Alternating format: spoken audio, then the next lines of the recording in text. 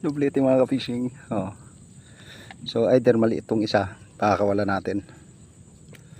Tanggalin muna natin itong malaki syempre. Sa dami ng tilapia mga idol, dinadaan-daanan lang yung pamain natin. Ayun, kinagato.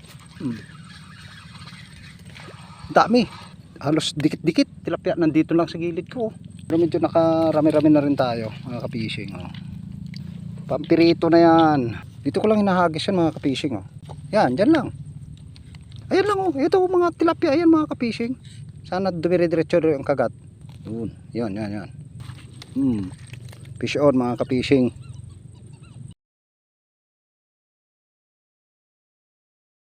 So guys, good morning. So happy Sunday sa lahat. So welcome to Binangonan spot. Aray ko, madulas. Ayan. Madulas. Welcome to Binangonan spot mga ka-fishing. So for today's video mga ka-fishing, may dala na tayong paniguradong anti-zero. May dala na tayong bulate mga ka-fishing. So ayun nga, naiwanan natin yung pamain naman natin na pangkasting. So dahil maaga pa, time check is mga 5:20 ata, pero grabe na ang liwanag mga ka-fishing. Oh. Yan, mga 5:20 o 5:30, mga ganon mga fishing. So ayun, doon tayo pupunta sa pinakadulo. Yung pinakadulo doon, kanina nandun tayo sa taas kita eh, pero ngayon doon tayo sa pinakadulo mga ka-fishing. So hindi muna tayo magkakas ng matagal. Ang gagawin natin mga ka-fishing is magkakas lang tayo ng konti, then maninilapya tayo mga ka-fishing. Yan ang abangan nyo, kasi may dala tayong paing bulate mga ka-fishing. So siguro sa palagay ko hindi na tayo dito mabubuklo. Abangan nyo na lang mga ka-fishing ha. So magbibihis muna tayo rito, magsuso tayo ng ating jumper boots, then gora na tayo papunta ron. Pero habang papunta tayo ron, magcasting tayo. Yun nga, naiwanan natin yung pamain natin, pero naidala tayo rito na nakaumang na dati sa casting rod natin. Pwede na rin yun, pagtiisan na natin. Wala, malayo, pag umuwi pa tayo eh, pagbalikan pa natin. So yun, doon tayo pupunta. Ganda ng tanawid dito oh. Wow, lalo na pag nasa taas ka mga ka-fishing. So let's go, tama na yung chikahan, humuli na tayo ng tilapia. Ayan na mga ka-fishing, bihis na tayo. Bihis time. Talagang makakalimutin na tayo. Dahil ayun, iwanan na naman natin yung ating nagaya ng pamain ng casting. Pero okay lang kasi may pain naman tayo. Yan, nandyan sa may sa may sa rail rod natin. Yan. So ito yung pang natin, panlapya nilalan natin para gusago na. Yan, balik natin itong bulats natin. So mga ka-fishing, sure bulan ang labanan nito, anti-zero na talaga to. Alright mga ka-fishing, malapit na tayo sa ating target spot kung saan na-strikean tayo kahapon na nakawala. So uy, lalim, grabe, malayo-layo din kasi.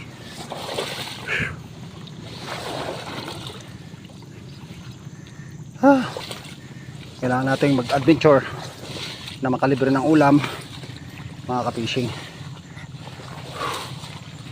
So ayun, dami lamok yan, nagliliparan sa na yan mga ka-fishing, lamok yan. Uy, lalim.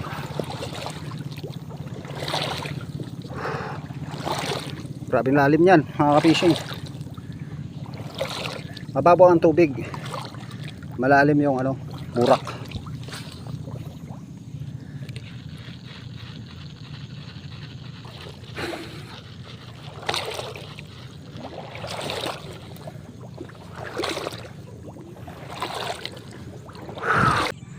Grabe, ang dami talagang lamok mga ka-fishing. Nandito na tayo.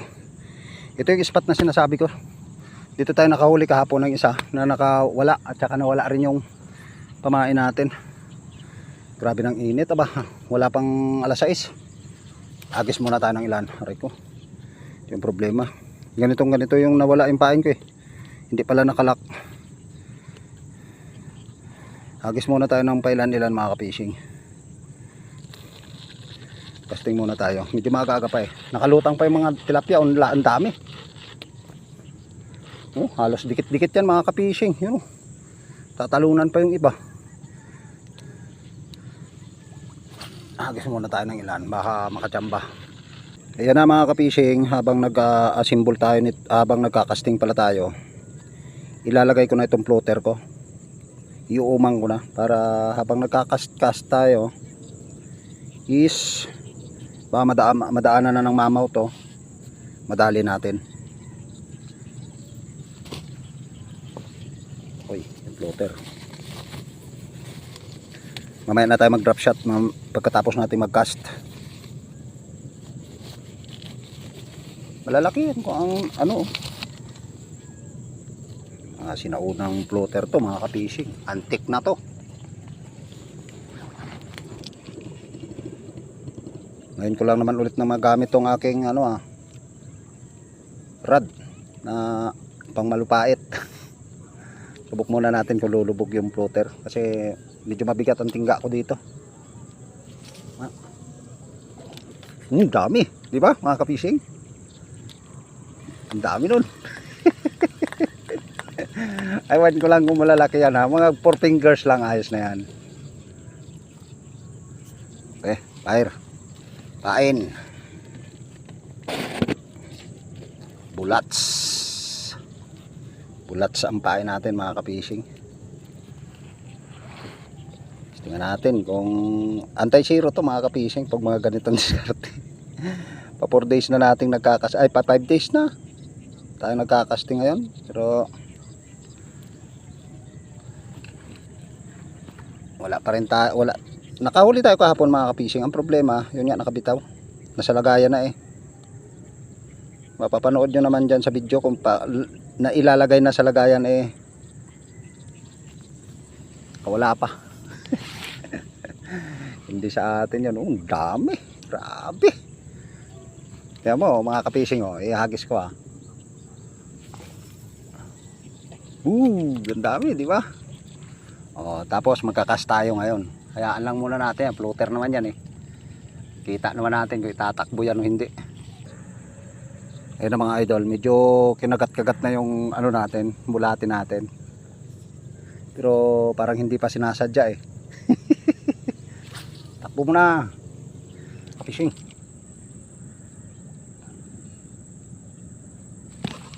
Dali. Fish on. Fish on mga lodi. Fish on. Alright, 1-0. Mga 4 fingers mga ka-fishing. Mga 4 fingers nga.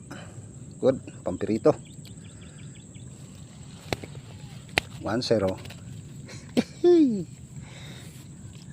Yun, sige.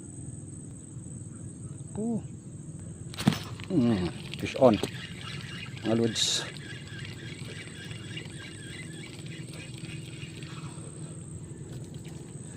Fish on.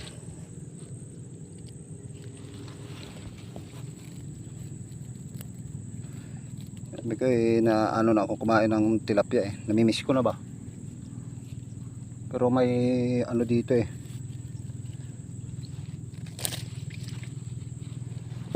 May pumapasag na dalag dito mga ka-fishing.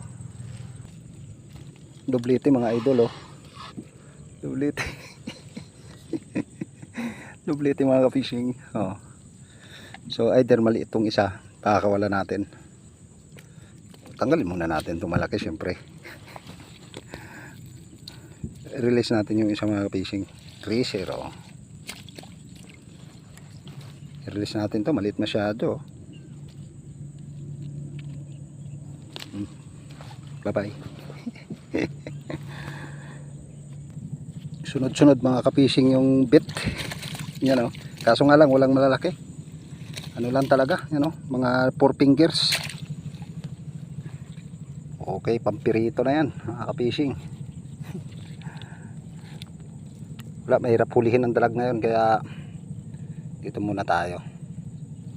Pagka-interesan muna natin to, makalibre lang ng ulam mga ka-fishing. At sobrang mahal ng bilihin ngayon. Ano, kalalapag pa lang kain ka agad. Sa dami ng tilapia mga idol, dinadaan-daanan lang yung pamain natin. Ayun, kinagato. Dami. Uy. Daming tilapia mga kapising, sobra. Pero pambihira ang kagat. Halos dikit-dikit tilapia nandito lang sa gilid ko. Pero medyo nakarami-rami na rin tayo mga kapising. Oh. Di ba? Pampirito na yan. Ang dami talaga, ang daming malalaki. Ayaw kumagat mga kapising. Hindi ko alam kung bakit. Sobrang linaw kasi mga kapising ng tubig. Dami talagang ano. Sus, nandito lang talaga sa tabi ko. Tingnan mga kapising. Dito ko lang ihagis to sa may gilid ko. As in talagang bandami mga kapising. Halos dikit-dikit. Dito ko lang hinahagis yan mga kapising. Oh. Ayan nyo. Yan lang oh. Ayan oh. Nagungungsuan niya sila eh. Yan. Dyan lang. Ayan lang oh. Ito mga tilapia. Ayan mga kapising. Sana dumire-diretso yung kagat. Ang daming malalaki. Ayaw kumagat ng malalaki. Huwag ko lang. Sa sobrang linaw siguro ng tubig. Kasi kung malalaki to. Ano na to eh. Tangay-tangay na to eh. Yan o, maliliit o. Fish on mga kapising. Fish on yan. Diba? Sige na natin to. Pampirito na rin to eh. Ayaw kumagat talaga ng malalaki. Iwan ko. Ang daming malalaki pa mga kapising. Andito lang talaga sa gilid ko. Ang problema, ayaw nilang kumagat. Grabe. Daming tilapia dito, sobra. Para kala mo mga pispan eh. Oh, fish on. Ay, mga kapising oh, mga 3 fingers, 4 fingers lang kumakagat. Pero yung mga malalaki, ayaw. Ewan ko lang kung mabighani ito sila. Ulam na to mga kapising. Sobrang lapit niyan mga kapising. Halos 3 di pa lang hinahagisan ko ha.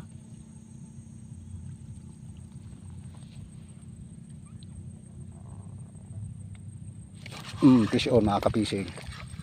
Oh. Grabe. Strike to strike. Kandaing. Pakalapit lang yan mga kapising.